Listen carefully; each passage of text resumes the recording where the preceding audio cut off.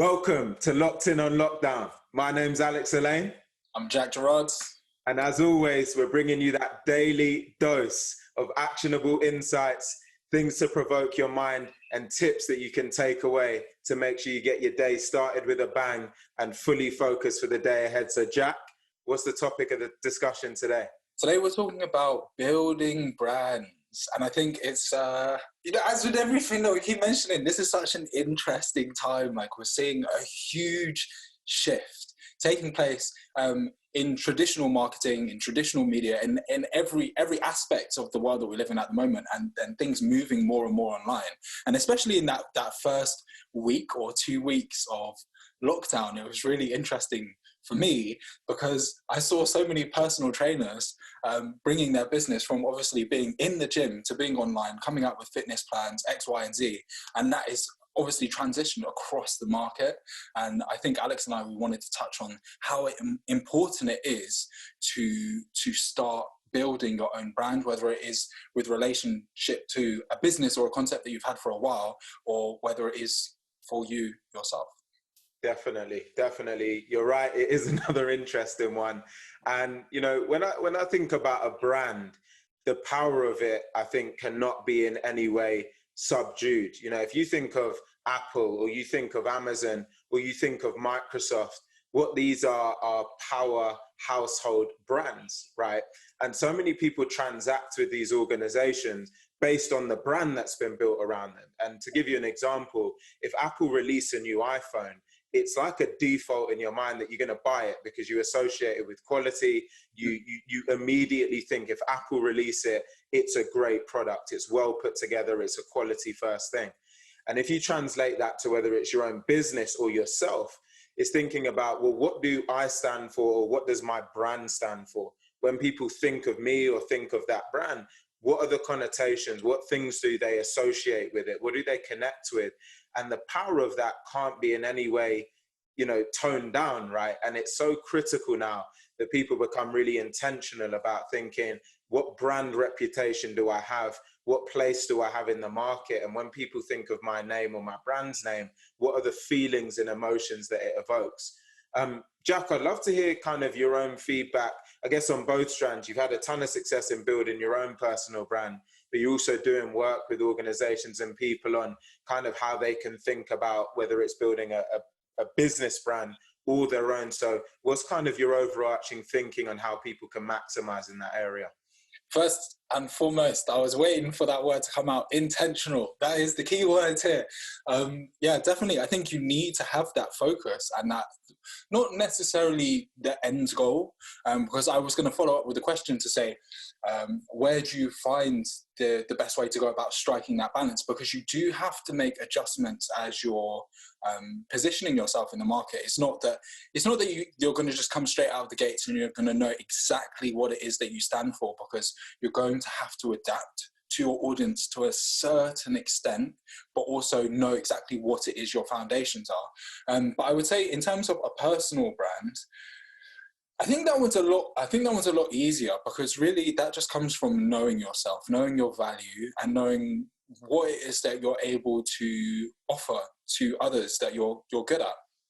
And then picking out those key aspects, you need to have your base of what it is you're building your brand around. But then I think one of the best ways to actually start to scale is to become more relatable, to become more personable, to become more accessible, even if it's not entirely through interaction with DMs and comments and stuff like that, but just for people to be able to feel like they know you. And this is one thing that I've spoken to Alex a ton about, and any other clients that I work with when it comes to social media marketing, is parasocial relationships. And parasocial relationships basically are formulated around the idea of, so take someone like Drake, right? I love Drake's music. I have never met the guy in my life, but I feel like I know him because of the fact that we have this parasocial relationship. And when you start to develop that connection with people, and that's really what it comes down to, regardless of whether it is a personal brand or whether it is a business developing a brand. When you have that connection with people, that emotional investment, in the same way that Apple has done and have been absolutely fantastic with, when you bring out a product, they will people will support you because they care. They care about the brand. They see an element of themselves in you. Yeah, yeah. One of the interesting points, and again, I'd like to get your perspective on this, is how you build that in a non-personal brand, so a business brand, because you kind of touched on when it is you and it's personal, kind of getting that connected sense is probably almost a little bit of an easier balance to strike.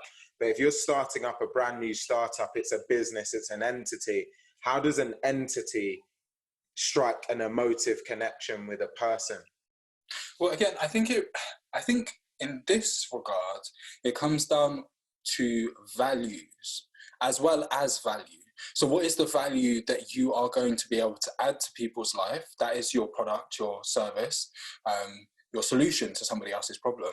But your values are really then where you're able to make that emotional connection with people. If you take someone like Pret a Manger or Eat, they've kind of formulated their businesses around being very, or as well, Innocent Smoothies, conscious of the environment, taking care of the environment, catering towards young working professionals. It's chic, it's cool, it's you're in the same way you're speaking to attributes and characteristics that are already popular within the market and effectively shaping your business to an extent around those character traits. I agree in terms of the values aspect, and I've mentioned this before, how much of a massive advocate I am of Amazon's value set, in essence, which are all publicly viewable, and how number one for them is customer obsession. And that's really their northern star with anything. And that's all representative of their brand. And, you know, whenever you have a dealing or interaction with Amazon, it's all about the customer experience first. And I think almost anyone who's interacted with them can vouch for that. So I'd almost encourage people to think about the experience that you want anyone to have or feel or to curate, whether they're interacting with you or your brand, and then almost work your way backwards from there. So if you want to be a brand that's known for just having exceptional customer experience, you've got to kind of start there and set out some goalposts that mean that you can enact that experience for anyone who interacts with your brand.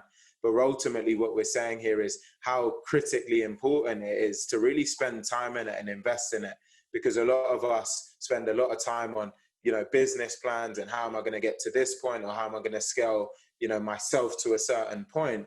But actually, have you taken the time to think about the messaging for the brand?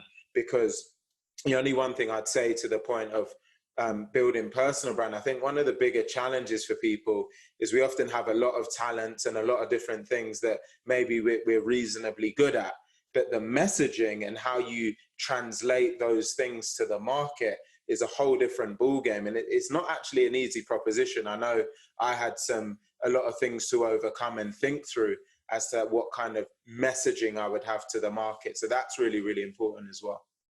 Yeah, I definitely agree. And I would kind of like to draw it back to that, to the point that you just made about the audience and caring about the audience or caring about your customers. They are the first point of contact at all times. You know, you need to make sure that they're happy. Always try and put yourself in their shoes, because they're going to dictate whether or not you're successful. So I would always bear that in mind. But if you have any thoughts, as always, leave it in the comments. Let us know. Alex, do you have any key actionable tips that you'd like to leave the people with? I think just in this instance, you know, model yourself on a brand that you idolize. So if there's one that stands out for you within your particular field or arena, look at what they do, look at their value set, and learn from it. What about you, Jack? Agreed. Do your research, take care of your audience, take care of your business, take care of yourselves, and we'll catch you in the next one. Hope everyone's doing all right. All the best. Stay locked in.